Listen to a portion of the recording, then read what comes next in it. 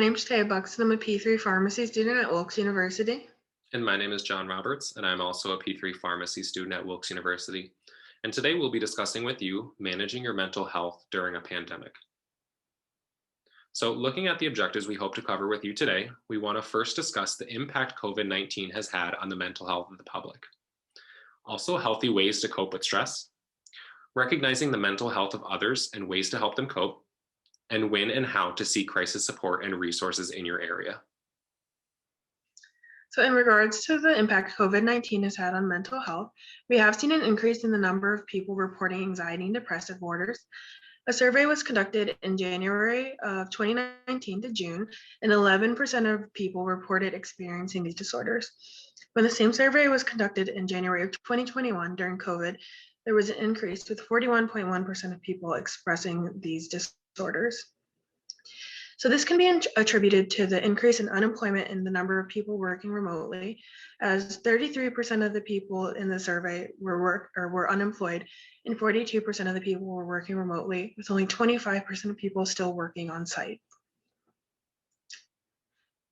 We have seen increased prescribing during COVID, specifically as it relates to anti-anxiety medications, with a 34% increase, a 19% increase in antidepressant medication orders, and a 15% increase in sleep medications.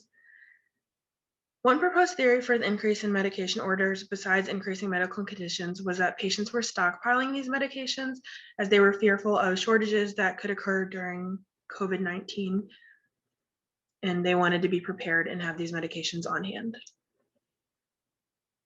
Now, when discussing ways to assist in coping with mental health, it is important to be aware of your information sources. So make sure you are taking breaks from watching or reading about the news. While being informed is great, constantly hearing about the pandemic can lead to stress and anxiety. It is also very important to take care of yourself. Some of the ways you can do this are through meditation, deep breathing exercises, and stretching can all be great ways to relieve stress and tension. Make sure you're eating well and exercising regularly, getting enough sleep, avoiding excessive amounts of alcohol, tobacco, and other substance use, and of course, getting vaccinated when you are eligible. It is also very important to talk with others about how you've been feeling.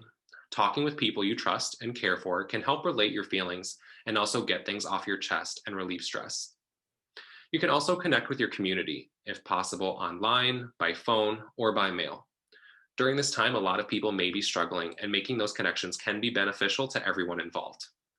And lastly, make sure you're allowing time to do things you enjoy.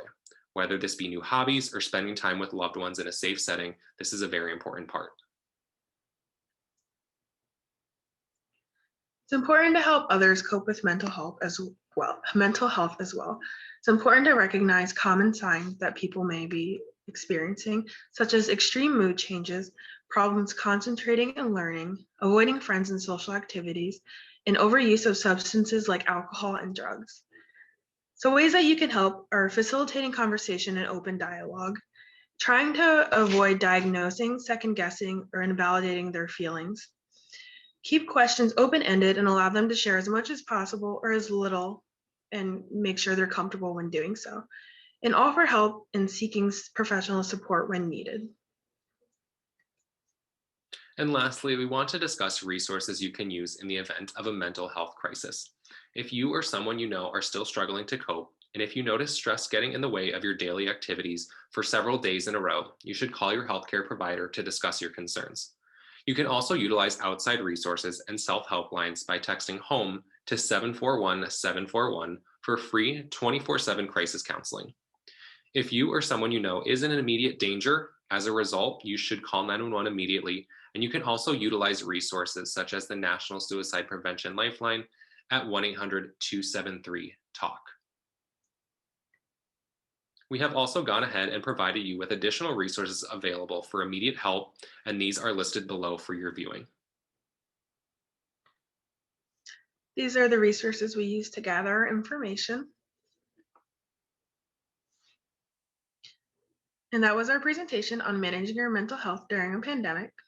Thank you.